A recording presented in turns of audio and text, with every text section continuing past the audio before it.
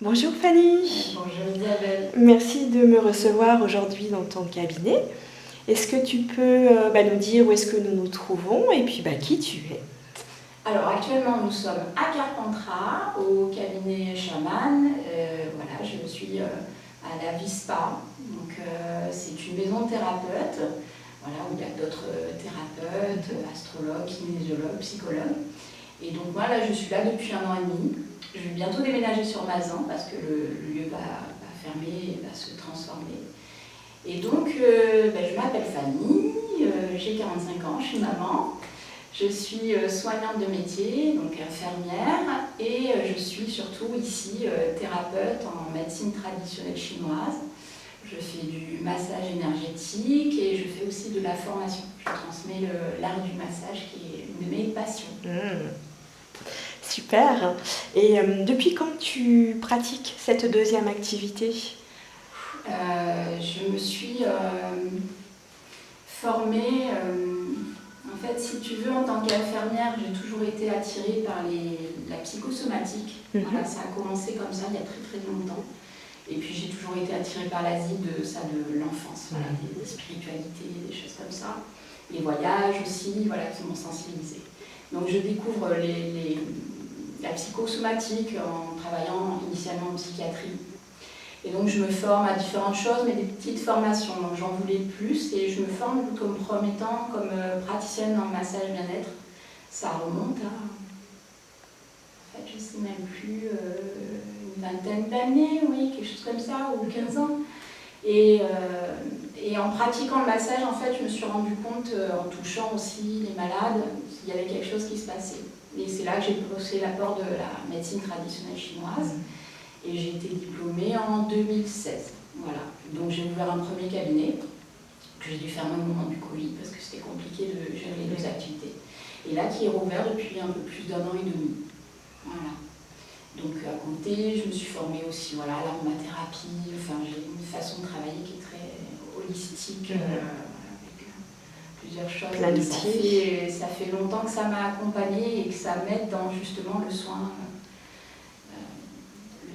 infirmier qu'on connaît aujourd'hui avec ces problématiques qu'on a déjà évoquées, mais voilà, ça fait maintenant, oui, une quinzaine d'années que je baigne dedans. D'accord. Et quel type de public tu reçois si tu devais dessiner un petit peu le... Alors, pas spécialement les enfants. C'est vrai que tu vois, j'écoutais l'interview d'Angélique, les mamans, les enfants. Moi, j'ai pas trop d'enfants finalement. J'ai eu des grands-enfants, voilà, des grands ados, mais c'est toujours un peu compliqué de les amener vers le soin. Sinon, moi, c'est hommes, femmes, de jeunes adultes jusqu'à très très âgés. Voilà. D'accord. Je crois que j'ai reçu il y a quelque temps une dame qui avait 88 ans, voilà, qui est venue pour faire une séance d'acupuncture. Voilà, oui, hommes-femmes, de tous horizons. D'accord, donc c'est un public très varié et les problématiques aussi, ou il y en a qui reviennent Alors, généralement, les gens viennent, c'est douleur, stress, insomnie, pour le féminin, beaucoup aussi quand même, les femmes, la ménopause, difficulté à tomber enceinte, le suivi de grossesse ou pour à la fin le déclenchement. Donc oui, du féminin, des douleurs, des insomnies, beaucoup d'anxiété et aussi un sujet dont on a évoqué, c'est oui, beaucoup de gens au niveau d'épuisement professionnel, ça aussi. D'accord. Il y a quand même une vague, voilà. Donc les gens cherchent autre chose en soins parce que il y a une médecine occidentale que je respecte puisque je la travaille aussi comme infirmière mais qui est très morcelée. Tu as d'un côté le cœur, d'un côté le rein, d'un côté la tête, d'un côté les émotions. Et c'est vrai qu'en médecine traditionnelle chinoise, qui est un peu mon ADN de pensée, même si je vais plus loin dans le soin, c'est beaucoup plus tout est lié. Voilà, tout est lié. Ton équilibre émotionnel, familial, professionnel, ça impacte ton équilibre énergétique et donc voilà, on va... Ta santé en général. Donc il y a beaucoup de psychologie aussi à la base pour essayer de comprendre. En médecine traditionnelle, c'est simple, tu as les maladies qui viennent de dérèglements climatiques externes, un coup de chaud, un coup de froid, mais à 80% c'est émotionnel. Voilà. Donc il faut aller chercher. Donc on va sur l'émotionnel assez rapidement et de toute façon, voilà, après c'est une question de confiance, de rencontre thérapeutique, mais oui, c'est au cœur de la pratique aussi. Ouais. Et les bols chantants, donc derrière toi j'en vois 3, un énorme, magnifique. Oui. Comment est-ce que tu les as rencontrés? Alors c'est ma petite famille qui j'espère va s'agrandir dans les mois à venir, grâce à toi. Et ben, en fait, je pense que j'ai dû en voir quand j'étais jeune sur des marchés ou des boutiques indiennes. Voilà, j'ai peut-être des souvenirs comme ça. Mais le premier, ben, en fait, c'est avec toi, voilà, que je suis allée le chercher. Ben, tout simplement parce que comme j'étais infirmière, j'ai eu la chance de travailler avec ton mari. Oui. Voilà. Et il m'a dit, mais ma femme... c'est mon commercial. Voilà, elle fait de la méditation. Voilà, donc j'ai eu l'occasion de te rencontrer. J'étais venue te chercher celui-ci, qui en fait est le premier et toujours pour l'instant en fait mon favori. D'accord. Voilà. Et qui me touche beaucoup parce que, bon, c'est une anecdote personnelle, mais tu la connais, mais je trouve que c'est fou les synchronicités. Quand j'étais venue le chercher chez toi à Ville-sur-Ozon, il n'y a pas de réseau. On n'avait pas de réseau ce jour-là, donc je suis venue, il m'a montré, j'ai choisi. Et quand je suis repartie, ben, malheureusement, j'ai appris que ma grand-mère était partie également. Et elle s'appelait Isabelle. Donc ce petit bol que je pourrais prénommer Isabelle est vraiment important, tu vois, lié voilà, à une histoire particulière. Le deuxième, ben, je l'ai trouvé sur un marché, quelqu'un qui vendait des bols, qui voyageait en Asie, qui revenait avec. Et celui-ci, eh ben, c'est mon chéri qui m'en a fait cadeau. Voilà. Il l'avait acheté sur un site, je ne sais plus, d'antiquité ou quoi. Alors, même si, forcément, hein, comme tu expliques, c'est pas forcément une antiquité, mais il est vraiment très chouette parce qu'effectivement, voilà, c'est un beau cadeau. Ah oui, il est splendide, on va le regarder de plus près. Il est sympa. Voilà ma petite famille de bols. Alors qu'est-ce qui t'a donné envie justement de venir choisir ce premier bol? Je pense que c'était la curiosité aussi, mais je trouve que tu vois, dans ma conception de l'humain, de l'énergie qui nous anime, il y a l'énergie, il y a la vibration, et la musique, le son, ben, ça vient complètement se marier. Donc, par contre, honnêtement, moi, c'était vraiment pour moi. Voilà. Je l'ai utilisé que pour moi pendant très très longtemps. Je l'ai pas utilisé au niveau professionnel. D'accord, et à quel moment alors tu as décidé de l'intégrer dans ta pratique? Eh bien, peu de temps. Il y a peu de temps que j'ai commencé vraiment à sortir un peu du placard et à pas juste l'utiliser que pour moi, parce que par exemple là j'arrive, je vais le faire sonner pour harmoniser la pièce, ou en fin de séance, ou entre deux séances, pour méditer, voilà, je les utilisais vraiment pour moi. Et là, je les utilise au niveau professionnel suite à des stages que j'ai fait avec toi. Où voilà, ça m'a rassurée en fait sur la façon dont on pouvait l'intégrer. C'est vrai, voilà, de rencontrer quelqu'un qui sait les utiliser davantage avec, entre guillemets, des protocoles, mais des façons plus spécifiques en disant, bah oui, on peut aller travailler la douleur, on peut aller travailler l'anxiété, le stress, etc. avec. Ça m'a donné envie, donc j'ai commencé avec des gens que je connaissais bien, qui étaient en séance, qui étaient très à l'aise avec moi, leur dire, si vous voulez, on rajoute un petit peu, ok. Et puis là, maintenant, de plus en plus, comme j'explique toujours avant la séance que je vais faire, je leur dis, voilà, là on va faire l'acupuncture ou le massage, et à la fin, vous ne levez pas la table, vous attendez, on va faire sonner les bols. Et généralement, il n'y a pas de réaction, mais qu'est-ce que vous faites, qu'est-ce qui se passe? Au contraire, c'est encore plus le kiff. Ouais, tu as des retours justement que te disent les personnes à ce moment-là? Ah ben la détente, le détente et le lâcher prise, encore plus puissant. Donc pour l'instant, moi je l'intègre en fin de séance. D'accord. Mais là vraiment l'idée c'est d'aller plus loin. Tu vois, là j'aimerais agrandir la famille pour justement... Et là où je vais déménager, je vais avoir plus de place, donc j'aimerais vraiment faire un espace pour les poser et vraiment voilà, faire un soin complet avec. Voilà, donc ça c'est un peu l'idée. Donc rajouter ça à ta pratique. Oui, Ouais. oui. Là, ils arrivent un petit peu tranquillement en fin de séance pour clôturer, en fait, de ce que je comprends. Oui, en fait, moi, je le vois comme clôturer, mais finir d'aligner. Et puis, j'ai toujours cette idée, quand je le fais sonner, de la qualité de son son. Je me dis, plus il va être bien chantant, plus ça y est, c'est harmonisé. Tu vois, il y a cette sensation-là, voilà, je pourrais avoir la curiosité de le faire sonner avant, pour voir, et après le soin. Et en fait, là je le fais après le soin, mais c'est un soin encore. Donc généralement, je mets le plus gros vers les pieds de la personne, on va dire, pour vraiment raciner un son plus lourd, plus grave. Et où je le mets là à côté. Donc lui, c'est vraiment, ça fait un son qui enveloppe tout. Et après, soit il y en a une, je pose sur la personne ou je mets à la tête, et après avec le petit, mon préféré, on vient tourner, on vient travailler la zone. Alors souvent, on libère, on élève, sachant qu'on a l'autre qui stabilise quand même. On est là dans l'équilibre.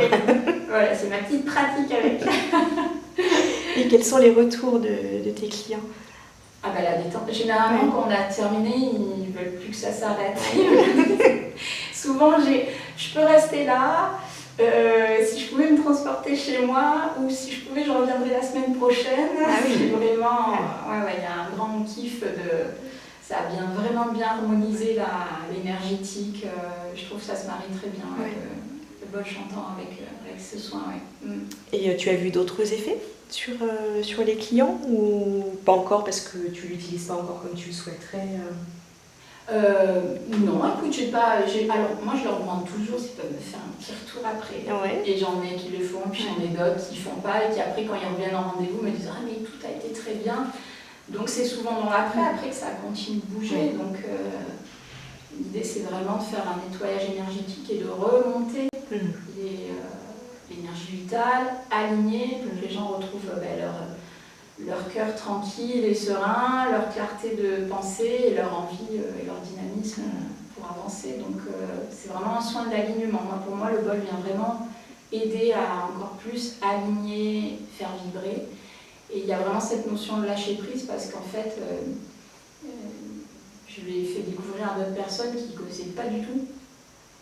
Et je leur dis, si je viens te masser, si je viens te poser les aiguilles, le mental, il peut quand même à un moment s'agiter, parce qu'on est un peu comme ça, pas inactif, mais posé. Donc il y a des gens, je les guide pour qu'ils se relaxent, qu'ils respirent, je les accompagne pendant la séance. Mais tu peux avoir quand même le mental comme un cheval qui s'emballe, alors qu'avec les bols, pour l'avoir expérimenté moi aussi quand on me le fait, ou quand moi je me fais mon bain sonore, comme c'est vibratoire, il y a un moment où tu lâches ce mental, voilà, je trouve. Ça t'emporte sur... Et même s'il y a des images ou un mental, c'est autre chose encore. Ça va être une sensation, une couleur, pour ma part. Donc je trouve que c'est vraiment très intéressant pour lâcher prise, mais vraiment aider la personne à lâcher prise, quoi. Et l'amener à un endroit où je pense peut-être il y a même un état de conscience modifié qui se met en route. Complètement. Et est-ce que tu as des exemples de personnes en particulier avec qui tu les as testées, des retours peut-être pas parler de transformation, mais où tu as vraiment vu l'impact? Alors, moi je vois, mais comme je te dis, pour l'instant, je l'amixe avec mes techniques. Donc, oui, les gens, quand ils viennent en soins, surtout s'ils sont prêts, parce que c'est ça la clé aussi, c'est quand quelqu'un vient d'avoir cette démarche-là, même s'il y a encore des douleurs, même s'il y a encore l'anxiété, même s'il y a encore la tristesse, l'idée c'est vraiment elle a enclenché quelque chose, ou il a enclenché quelque chose. Par le mental, par les prises de conscience, par le corporel, en faisant attention, mais il manque quelque chose, une voie d'accès. Et donc les soins énergétiques, accompagnés du bol, ça va vraiment aider par l'intérieur. Et donc après, c'est par la suite, dans les jours qui suivent, que les opérations continuent de se transformer. Donc il n'y a pas longtemps, j'ai accompagné quelqu'un, elle était en souffrance au travail. Et oui, la première séance, il y a eu plus de pleurs, c'était difficile. Et puis la séance d'après, ça allait un petit peu mieux, le sommeil, il y avait une douleur qui avait disparu. Et puis d'un coup, il y a eu une opportunité professionnelle autre, il y a eu une prise de décision et on a fait 5 séances pas trop éloignées. Et oui, sa vie a changé là. Donc ouais, ça fait plaisir, mais comme je dis toujours, tu sais, ça je le tenais de quelqu'un qui m'avait formé à l'école d'infirmière, mais j'aime bien la répéter.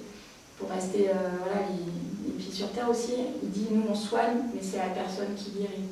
Donc moi j'apporte, j'accompagne, j'amène cette énergie où je l'aide à se connecter à son énergie à elle ou à lui, à remettre cette fluidité énergétique, mais après c'est la personne qui va... Ça lui appartient, le qui, travail. Voilà, qui va transformer sa vie et j'aime ce mot transformation. Oui, oui, et puis cette phrase est vraiment intéressante. Oui. Ah, ça m'a tombé dans l'oreille, dans l'esprit, je ne l'ai jamais oublié, je le répète souvent. Je dis, nous soignons, mais c'est l'autre qui guérit. Voilà. C'est tellement juste. Écoute, oui, je vais la garder aussi. Elle va voyager, cette phrase. Super. Donc j'entendais que tu vas partir à Mazan donc, dans un nouveau cabinet, donc les bols vont te suivre et la famille va s'agrandir.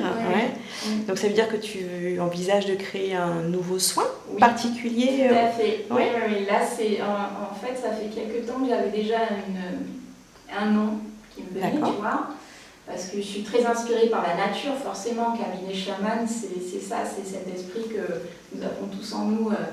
Un chaman, un guérisseur intérieur, et que nous sommes liés aux éléments qui nous constituent, l'eau, le feu, la terre, l'air. Voilà, nous sommes la nature, nous ne sommes pas juste posés dans la nature, nous sommes nature. Donc cette connexion-là, il y a un élément de nature qui m'inspire, c'est mon ventoux, que je vois régulièrement, que j'adore voir se transformer en couleur, en forme.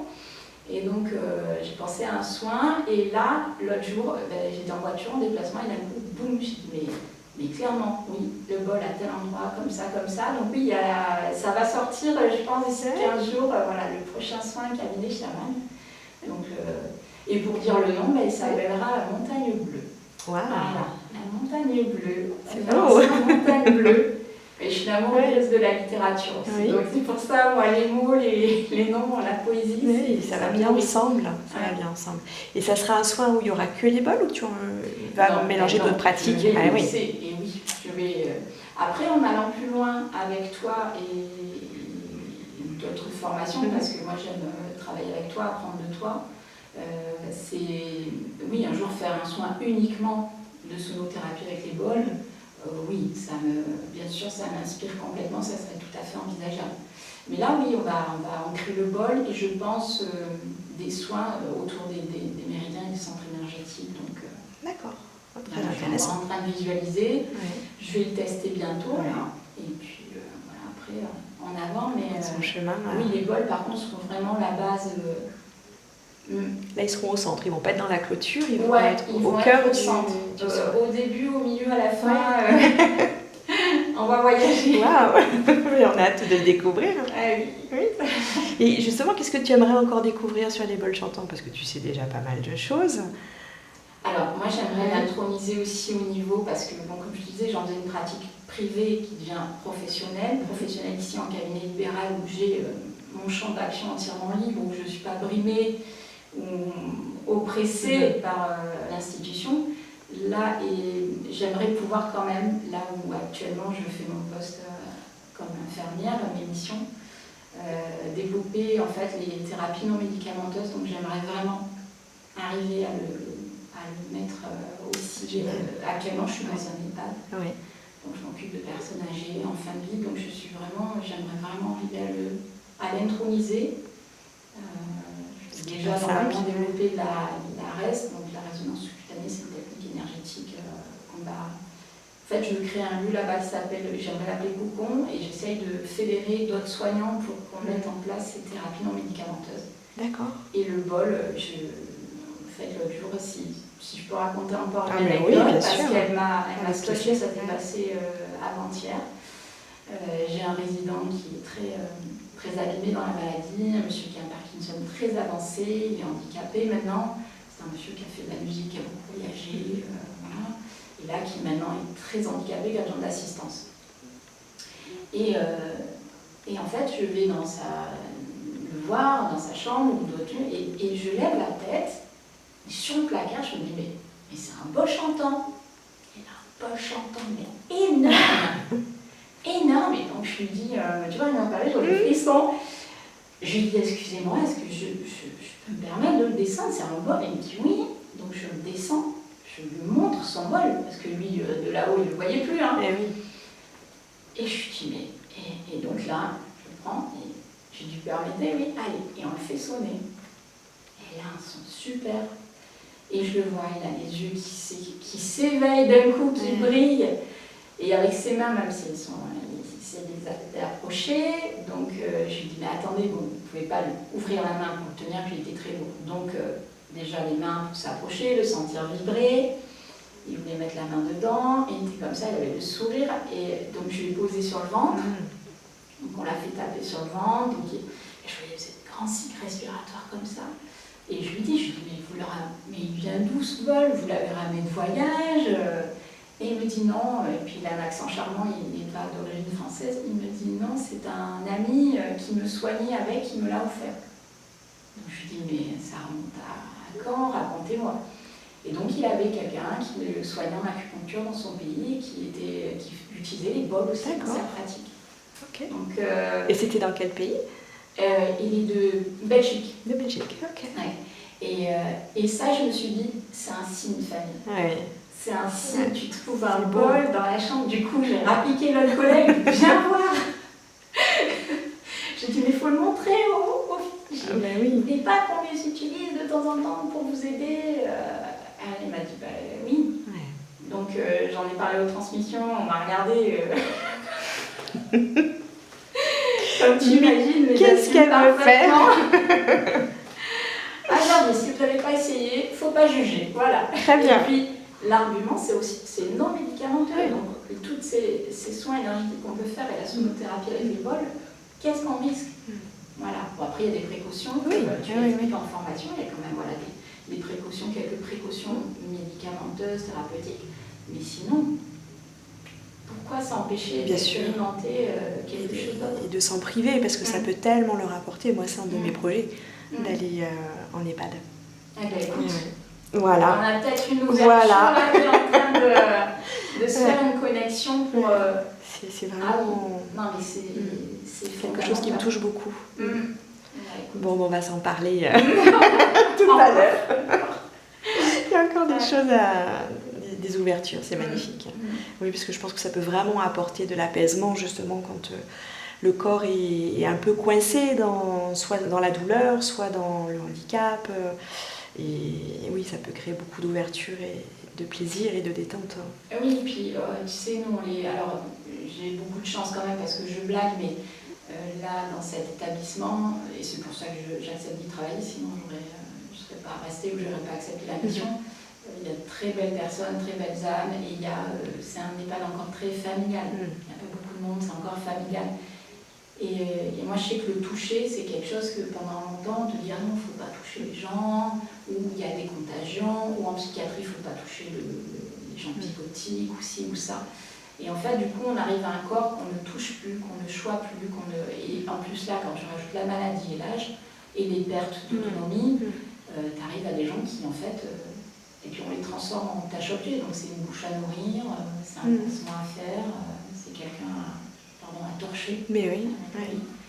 Un humain, on est bien plus que ça, surtout quand on arrive au grand âge. Donc, leur apporter des espaces comme ça où on serait dans... Où justement, ils sont isolés. En plus, souvent, il n'y a plus beaucoup de monde autour d'eux. Ils ont besoin de contact humain. Et malheureusement, il en manque dans beaucoup d'institutions. Et c'est pour ça qu'en Chine, ils ont créé des robots qui venaient tenir la main de personnes en fin de vie. Je trouve ça terrible. Donc, effectivement, si on peut remettre, nous, de l'humanité... auprès de ces personnes, ce serait merveilleux. Non, mais là, on a quelques pistes. Tu vois, on a quand même quelqu'un qui fait de la médiation animale. Mais c'est que de temps en temps, là, il faudrait quelque chose de beaucoup plus accessible. Et surtout, j'aimerais que mes collègues soignants découvrent ça et se rendent compte du pouvoir qu'ils peuvent... J'assume ce mot, ce pouvoir de soins qu'ils peuvent avoir juste dans leurs mains, juste avec aussi des bols, avec d'autres... choses qui peuvent exister, l'aromathérapie, l'accompagnement olfactif. Il y a tellement de choses à faire plutôt que de se dire, bah tiens, et constipé, allez, on rajoute un laxatif, ou il s'agite vite, donne-lui un anxiolytique. Ben non. Ça va, pourquoi est-ce que ça Et en nous, on a énormément de ressources. Mais on oublie, on ne le sait pas, l'éducation. Oui, et puis ça fait peur aussi, ça paraît ésotérique. Je pense qu'il y a aussi plein de choses à déconstruire et à informer. Ne pas se dire c'est ni religieux, ni on n'est pas dans le fantasme, il y a vraiment des choses physiques qui se passent. Je te rejoins, c'est ça. Et heureusement, depuis quelques années, il y a des personnes qui étaient dans cette lignée, c'est-à-dire qui sont connectés avec cette énergie, cette spiritualité, cette unité, mais à la fois qui sont bien cartésiens, les pieds sur terre. Moi j'ai toujours la tête dans les étoiles, mais les pieds sur terre. Pour, effectivement, on a besoin de prouver scientifiquement, comme Mathieu Ricard a prouvé en mettant pour voir l'impact de la méditation. Donc il y a la mindfulness qui est rentrée. Moi je l'ai vu arriver en psychiatrie, la mindfulness. Donc ça c'est super. Donc, merci Christophe André qui a travaillé très fort pour que justement ce soit un petit peu démystifié, et je pense que les bols sont complètement complémentaires puisqu'ils permettent de méditer, ils permettent, comme tu disais tout à l'heure, de couper le mental. Donc je pense qu'ils ont tout à fait leur place à l'hôpital et en EHPAD, et d'ailleurs il y a déjà pas mal de sonothérapeutes qui ont réussi. Et oui, parce que tu vois, je trouve qu'en plus, quelque part, c'est pas d'être prétentieux, mais je vais assumer mon propos, c'est presque nous les soignants ou les professionnels du médico-social, c'est presque un peu une mission aussi pour d'y arriver, parce que c'est comme ça que ça avance aussi. C'est le jour où il y a un grand chirurgien qui opère sous hypnose qu'on fait waouh, ou c'est un anesthésiste, ou c'est un psychiatre, ou qui va dire regardez. Donc effectivement en Occident, c'est intéressant, on peut avoir ce scepticisme et cette crainte du trop ésotérique, de la chasse aux sorcières, et c'est une bonne chose qu'on prouve scientifiquement. La science est là pour nous faire évoluer. Mais il faut faire ce côté intégratif des pratiques, où là c'est vraiment intéressant de se dire ok, mais à côté on va aller sur des soins non médicamenteux, et voilà, d'une personne à l'autre ça peut être différent. Là ça va être le massage, l'autre ça va être la sonothérapie, et le champ d'exploration est à... C'est ça, il faut tester pour pouvoir se rendre compte. Et effectivement, je sais que la sonothérapie est arrivée dans plusieurs hôpitaux en France.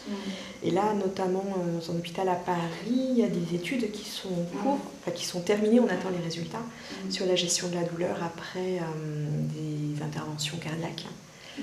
Donc j'ai hâte que les résultats arrivent. Normalement, d'ici fin d'année, on devrait les avoir, parce que je pense qu'une fois qu'on aura ces résultats, ça sera plus facile aussi d'apporter des éléments concrets, parce qu'il y a déjà eu des études, mais elles ne sont pas toutes assez randomisées pour être assez crédibles au vu du corps médical. Mais quand cet hôpital va sortir les résultats, ça va être quelque chose, à mon avis, qui va être très intéressant et puissant pour nous. Par l'expérimentation, ça fait partie de notre culture occidentale. On a besoin de comprendre avant de faire. Avant de faire. Là où l'Asie, c'est l'inverse. C'est l'instinct qui parle. C'est ça. Mais bon, on va tester, et puis on va peut-être tester ensemble. Peut-être une dernière question pour toi. Qu'est-ce que les bols t'ont apporté et que tu espères qu'ils puissent t'apporter pour l'avenir ? Ça serait, pareil, pour moi, se lâcher prise. Se lâcher prise et du coup cet alignement, cette présence. Moi c'est un peu comme un guide en fait, c'est un ami maintenant. Tu vois, c'est un ami intime que maintenant je sors un peu, je montre un peu plus. Et je vais développer parce que je suis convaincue que voilà, ça fait du bien, et que ma patientèle ou ma clientèle peut tout à fait accueillir avec bienveillance dans les soins qui sont déjà bien là. Et oui, c'est plutôt l'alignement, découverte aussi de soi-même, voilà, aller un peu plus loin, parce que du coup, j'ai ton livre, je le montre, et je suis encore en train de l'expérimenter, parce qu'à chaque fois, j'adore le côté carte, ça amène un côté très ludique où on pioche au hasard, et il me cueille à chaque fois, et me dit d'accord, okay. C'est là que je dois aller. On va faire ça, communiquer, le DAC passager, etc. Donc il y a plein de choses à explorer. Donc voilà, aller plus loin dans la compréhension de moi-même, et puis voilà, cultiver le zen, puis nettoyer les énergies aussi. Mais oui, Pour qu'il chante bien, il faut vraiment ne pas penser. C'est un truc...